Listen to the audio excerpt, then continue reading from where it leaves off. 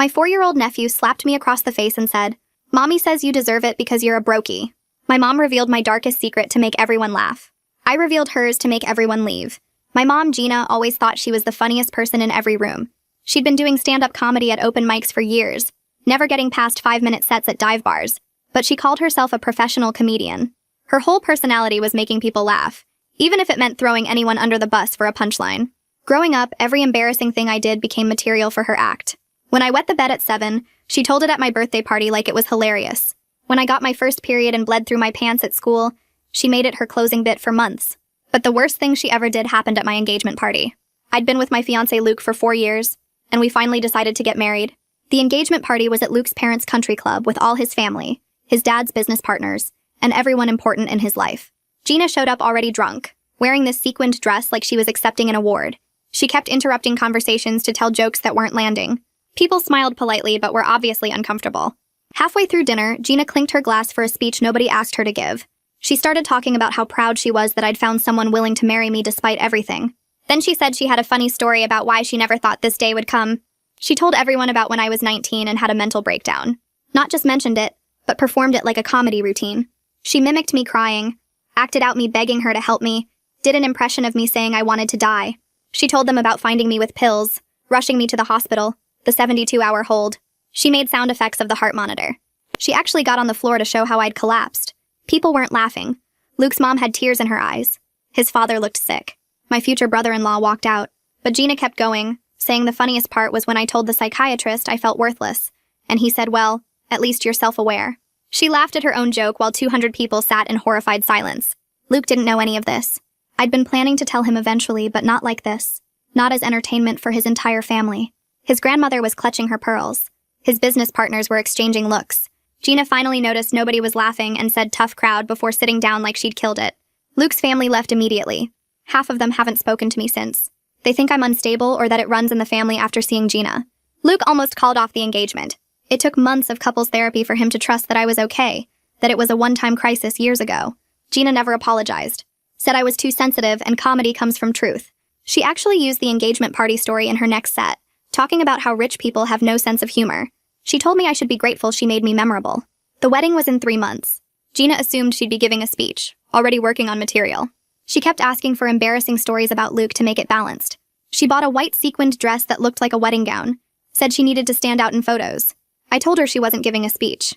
She laughed and said I couldn't stop the mother of the bride from talking. That's when I decided Gina needed to learn what it felt like. The week before the wedding, I invited all her comedy friends to what she thought was my bachelorette party. She was thrilled I was including her scene. Brought 15 people from her open mic nights, all wannabe comedians who thought they were funnier than they were. I said I wanted to do a roast, but with a twist. We'd roast our parents for all the crazy things they did raising us. Gina loved it. Said finally I was developing a sense of humor. She went first, telling more stories about my childhood that made me sound pathetic. Other people told actually funny stories about their parents. Then it was my turn. I started with how my mom got pregnant with me at 17 by her married English teacher, Mr. Randolph. How she blackmailed him for money until his wife found out and he killed himself. How Gina kept the suicide note that mentioned her by name. The comedian stopped laughing. I continued about how Gina gave me vodka in my bottle to make me sleep through her parties. How she brought men home who would comment on how I was developing. How she told me to be nicer to them because they paid our rent. How she stole my college fund from my grandmother's inheritance and spent it on comedy classes she failed. I told them about her getting fired from 12 jobs for stealing. About her going to rehab 4 times but leaving when they wouldn't let her perform at group therapy. About her showing up to my high school drunk and the principal calling child services. About her telling the social worker I was lying for attention. The room was dead quiet. Gina tried to laugh it off, but I kept going. I told them about the time she showed up at my 8th grade talent show so drunk she fell off her chair, and how the other parents had to help her to the parking lot while I pretended I didn't know her. I described finding her passed out in our bathtub with a lit cigarette that burned a hole in the shower curtain. I mentioned the Christmas she sold my Nintendo for drug money, and told me Santa wasn't real anymore because we were too poor. Ted stood up first, not looking at either of us, and walked toward the door without saying anything. Lucy stared at Gina with her mouth slightly open. The same way people look at car accidents they can't stop watching. Kira held her phone up the whole time, recording everything, and I could see the red light that meant it was still going. The vindication felt like electricity in my chest, hot and bright and powerful, but underneath it something cold was spreading through my stomach. I'd just destroyed my mother in front of everyone she knew, everyone who made up her whole social life, and the look on her face made me feel like I'd kicked a dog. She tried to laugh, that fake comedian laugh she used when jokes bombed, but her voice cracked halfway through and came out like a cough. Her face had gone white under her makeup and I could see a vein pulsing in her neck. Gina opened her mouth and the word liar came out, but it sounded weak and desperate instead of angry. She said I was making things up for attention, that I always exaggerated everything, but her hands were shaking so hard she had to put down her drink. The other comedians were looking at each other, having silent conversations with their eyes, and I knew they were remembering all the times Gina had told stories about me. Greg cleared his throat and suggested we all take a break, maybe get some air.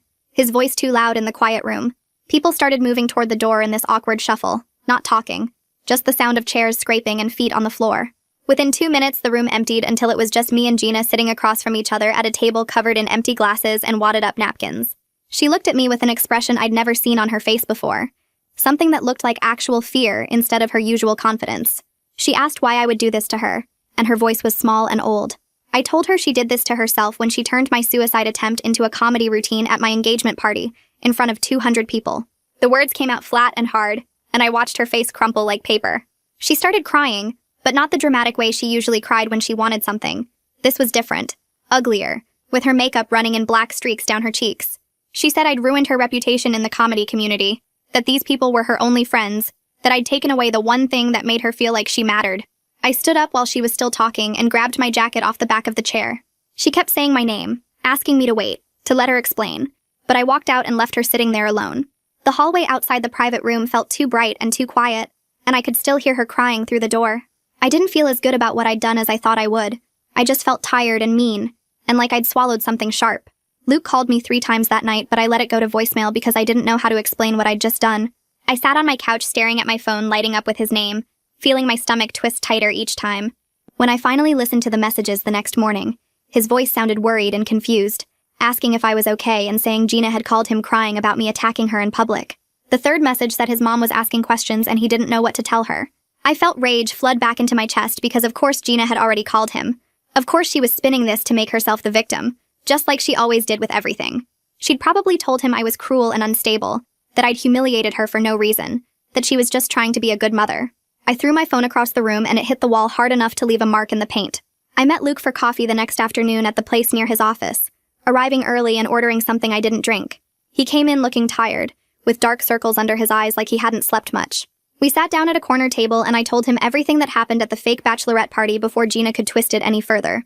I described inviting her comedy friends, setting up the roast, waiting for my turn, and then laying out every horrible thing she'd ever done. Luke listened without interrupting, his coffee getting cold in front of him, his face getting more serious with each detail. When I finished, he was quiet for a long time, just looking at me with an expression I couldn't read. Then he asked if I felt better now that I'd hurt her back, and the question hit me like a slap. I opened my mouth to say yes, but nothing came out because the truth was I didn't feel better at all. I felt sick, and angry and scared that I was turning into her, that I was becoming someone who hurts people and calls it justice. Luke said his parents were asking if we should postpone the wedding because they were worried about what kind of family drama would happen at the ceremony. Panic rose in my chest so fast it made my hands shake, because I'd spent months planning this wedding, picking out flowers and trying different cakes and arguing with the venue about table arrangements. I didn't want Gina to ruin this too, to take away another important day by making it all about her dysfunction.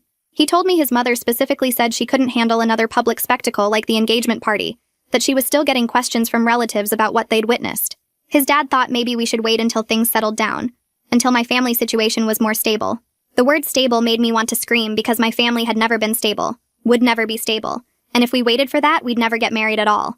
Gina showed up at my apartment 2 days later without calling first, and when I looked through the peephole, I almost didn't open the door. She looked genuinely broken in a way I'd never seen. Her hair unwashed and pulled back, wearing sweatpants and an old t-shirt instead of her usual attention-grabbing outfits. I opened the door and she walked in without asking, sitting down on my couch like her legs couldn't hold her up anymore. She told me that 2 comedy clubs had uninvited her from their open mics after word spread about what I'd revealed. The Laugh Factory told her they were going in a different direction, and the Comedy Store said they were full for the next 6 months. I felt a flicker of guilt before I remembered her on the floor at my engagement party, acting out me collapsing, making sound effects of the heart monitor while Luke's grandmother clutched her pearls, and his business partners exchanged horrified looks. She admitted that the story about Mr. Randolph was true, that she'd gotten pregnant by her married English teacher when she was 17, and blackmailed him for money until his wife found the letters. She said she'd carried guilt about his death for 27 years, that she still had nightmares about his wife calling her a murderer at the funeral. She was 17 and stupid and didn't understand that blackmail could make someone desperate enough to kill themselves. She told me his suicide note mentioned her by name, said she'd ruined his life and his marriage, and she'd kept it hidden in a box under her bed all these years.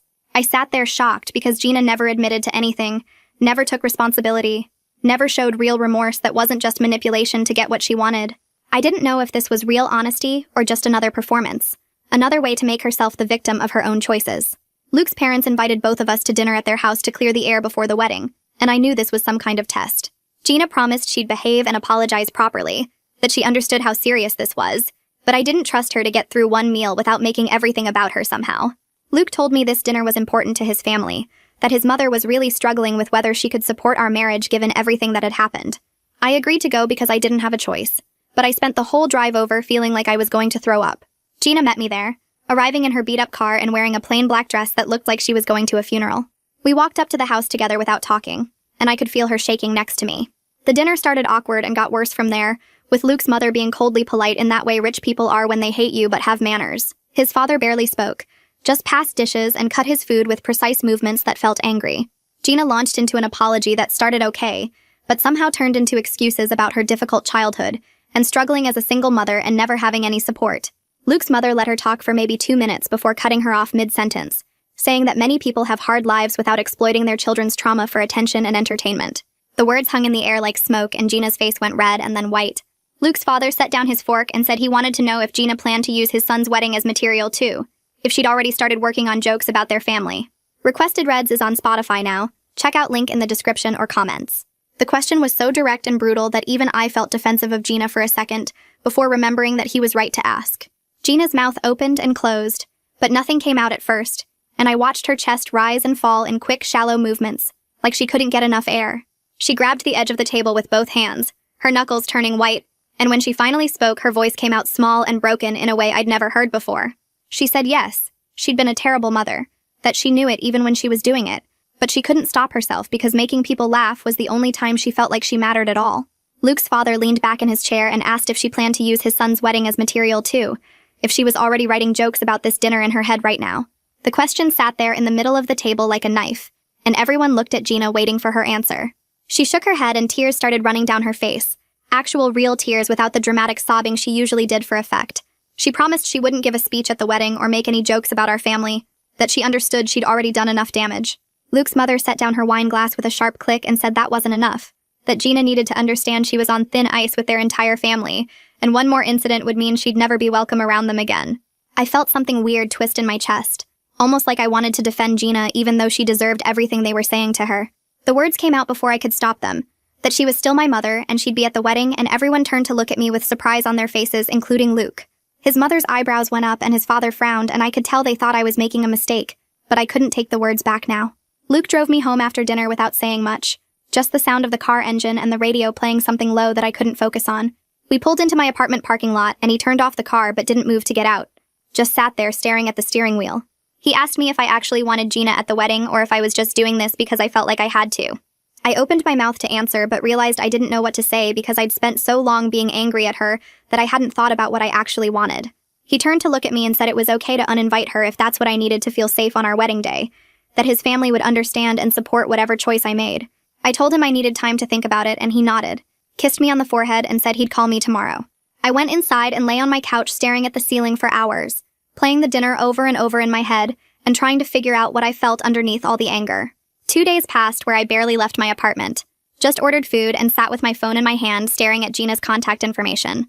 I thought about all the times she'd humiliated me, all the boundaries she'd crossed, all the ways she'd used my pain for her own benefit, but I also thought about what would happen at the wedding if she wasn't there, how everyone would ask where she was and why, how the whole day would become about her absence instead of about me and Luke starting our life together. I picked up my phone and called her before I could change my mind. She answered on the first ring like she'd been waiting, and I told her she could come to the wedding, but there would be strict boundaries. No speech, no jokes about me or our family, and if she drank too much, my cousin would escort her out without discussion. She agreed immediately without arguing or making excuses, and the fact that she didn't fight me on it actually worried me more than if she had. The wedding planner called me 3 days later while I was at work, and I could hear panic in her voice before she even explained why she was calling. She said Gina had contacted her directly asking about microphone access during the reception, wanting to know the technical setup and when would be the best time to use it. I felt rage flood through my body, So fast it made my hands shake, because Gina had literally promised me 2 days ago that she wouldn't give a speech. I left work early and drove straight to Gina's apartment, not even calling first because I knew if I gave her warning, she'd prepare some excuse.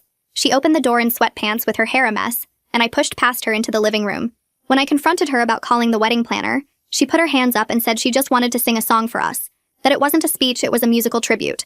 I told her I knew she was lying and that she was planning some kind of performance that would make everything about her again. I stood in her messy living room with comedy notebooks scattered everywhere and told her that if she did anything at the wedding that drew attention to herself, I would never speak to her again. She started crying and saying I was being cruel, that she just wanted to celebrate her only daughter's wedding and I was treating her like a criminal. I didn't move or soften my voice, just stood there and told her that her celebrating had always meant humiliating me, and I wouldn't allow it this time. She sank down onto her couch and buried her face in her hands, and for a second I almost felt bad before remembering the engagement party and how she'd acted out my suicide attempt for laughs. I left without saying goodbye and drove to Luke's apartment to tell him what happened. Luke listened to everything and then suggested we hire security for the wedding specifically to manage Gina, and even though it sounded ridiculous, I knew it was necessary. His parents called him while I was there, and when he explained the situation, they offered to pay for security because they didn't trust Gina either after everything that had happened. I agreed because I realized I needed to protect my wedding day, even if it meant treating my own mother like a threat to my happiness. We spent the rest of the evening looking at security companies and explaining the situation, and I felt both relieved and deeply sad that this was what my life had come to. 3 days before the wedding, I got a message on social media from Ted, one of Gina's comedy friends who'd been at the fake bachelorette party. He said he wanted to talk to me about something important, and could we meet for coffee? I almost ignored it, but something in the message made me curious, so I agreed to meet him at a place near my apartment. He showed up looking uncomfortable and guilty, stirring his coffee for a full minute before finally telling me that Gina had been calling all her comedy friends trying to get them to come to the wedding and support her. He said it seemed like she was planning something and he thought I should know, that he felt bad for not speaking up about her behavior before. I thanked him and left the coffee shop feeling my stomach drop, because I knew Gina was going to try something no matter how many boundaries I set. I drove straight to Gina's apartment again and didn't even wait for her to invite me in before I started confronting her about inviting her comedy friends to my wedding. She broke down completely this time. Not the fake crying she usually did, but real ugly sobbing that made her whole body shake. She admitted she couldn't handle being alone at an event where everyone judged her, that she knew she'd ruined our relationship, but she was still my mother, and she was terrified of being completely cut off from my life. I stood there watching her fall apart and felt uncomfortable because it was easier to hate her when she was just being awful, but this vulnerability made everything more complicated. She said she didn't know how to be at my wedding without her friends there as a buffer, that she was scared of facing Luke's family alone after everything she'd done. Luke and I had an emergency session with our therapist the next day, and I admitted I was scared of becoming like Gina, someone who hurts people and then justifies it. The therapist helped me see that recognizing this fear meant I was different from Gina, because Gina never questioned whether her actions were wrong or thought about how they affected other people. Luke reached over and took my hand, told me he loved me and trusted me, but he needed to know I wouldn't use his vulnerabilities against him the way Gina had used mine. I promised him I wouldn't, and meant it, but I also knew I'd already crossed a line by exposing Gina's secrets at the fake bachelorette party, and I had to figure out how to be better than that. We left the session with a plan for the wedding and boundaries for Gina, but I still felt uneasy about everything that could go wrong. I spent the night before the wedding sitting at my kitchen table with a blank piece of paper in front of me. Luke was at his parents' house for some pre-wedding tradition his family did, so I had the apartment to myself. I picked up the pen and put it down 3 times before I finally started writing. The letter came out messy and honest in a way I couldn't manage face-to-face with Gina. I told her she could come to the wedding and bring one person from her comedy friends, someone who would help keep her grounded instead of encouraging her to perform. I wrote that our relationship was broken and I didn't know if it could be fixed, but I was willing to try if she could respect real boundaries this time. I explained that I needed space to build my marriage without constantly worrying about being turned into material for her next set. The last paragraph was the hardest because I had to admit that some part of me still wanted a mother, even if Gina could never be the kind I needed. I sealed the envelope and left it on the counter, planning to drop it at her apartment in the morning. I barely slept that night, kept seeing her face at the fake bachelorette party when I exposed all her secrets. I wondered if I'd gone too far, or if she'd finally understand what it felt like to be humiliated in front of people you cared about. The morning of the wedding, I was standing in my bathroom trying to fix my makeup when someone knocked on my apartment door. Luke wasn't supposed to pick me up for another 2 hours, and the wedding planner had my schedule down to the minute. I opened the door and found Gina standing there with my letter in her hand, her eyes red but not in her usual dramatic way. She looked smaller somehow, like she'd been deflated.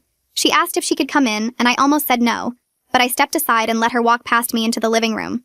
She sat on my couch and held up the letter, her hands shaking slightly. She told me she'd read it 4 times and she understood what I was saying, that she'd spent her whole life using comedy to avoid dealing with real feelings. Her voice cracked when she said she was going to start actual therapy, not the kind where she performed for the therapist or turned her sessions into bits.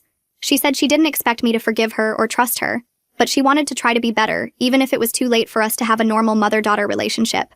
I stood there by the door not knowing what to say because this was the first time Gina had ever apologized without making excuses or turning it into a joke.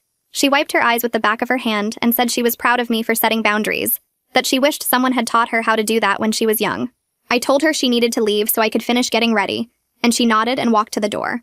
Before she left, she turned and said she'd be sitting quietly in the third row with Lucy, who'd agreed to be her support person for the day. The wedding ceremony happened at a garden venue Luke's parents had picked out, with white chairs set up in rows facing an arch covered in flowers. I stood in the bridal suite with my bridesmaids while the coordinator gave everyone their cues, my stomach doing flips every time I thought about Gina sitting out there in the audience. Luke's mother had barely spoken to me during the rehearsal dinner, and his father kept giving me these worried looks like he expected chaos to break out at any moment. The music started, and I walked down the aisle focusing on Luke's face instead of looking at the guests. Gina sat in the third row exactly where she said she'd be, wearing a simple blue dress instead of the white sequined thing she'd bought months ago. Lucy sat next to her with her hand on Gina's arm, and Gina's face was wet with tears, but she stayed completely still and quiet. The ceremony was beautiful in a way I hadn't let myself hope for, with Luke saying his vows and me saying mine without any interruptions or performances. At the reception, I watched Gina from across the room as she approached Luke's parents at their table. I couldn't hear what she was saying, but I saw her talking without any of her usual animated gestures or attempts at humor. Luke's mother's face stayed cold and tight, but she nodded when Gina finished and said something brief in response. Luke's father shook Gina's hand in a formal way that made it clear they weren't suddenly friends, but at least they were being civil. I felt something loosen in my chest. Not forgiveness exactly, but maybe the beginning of being able to breathe without constantly waiting for the next disaster. 6 weeks after the wedding, Gina and I started meeting for coffee every Thursday morning at a place halfway between our apartments. The first few meetings were awkward and stilted, with both of us being too careful about what we said. I'd made a list of topics that were off-limits, things she couldn't ask about or turn into comedy material, and she actually followed the rules without complaining. She told me about her therapy sessions in a real way, not performing or exaggerating for effect, just talking about what she was learning about herself. She admitted her therapist had pointed out that she'd used comedy as a weapon to keep people at a distance, that if she made them laugh or shocked them first, she didn't have to risk real connection. I listened and didn't offer forgiveness or reassurance, just let her talk and process without making it about me. She asked about the wedding, and I told her the parts that felt safe to share, and she didn't interrupt or make jokes. Our relationship would never be normal or easy. The damage was too deep and went back too far. But I was learning that protecting myself didn't mean I had to completely destroy her, that I could have boundaries without needing revenge. Luke and I were building our life together in our new apartment, making plans for the future without the constant fear hanging over everything. I still flinched sometimes when my phone rang and I saw Gina's name, still worried she'd slip back into her old patterns. But for now, having coffee once a week with clear rules felt manageable, and that was enough.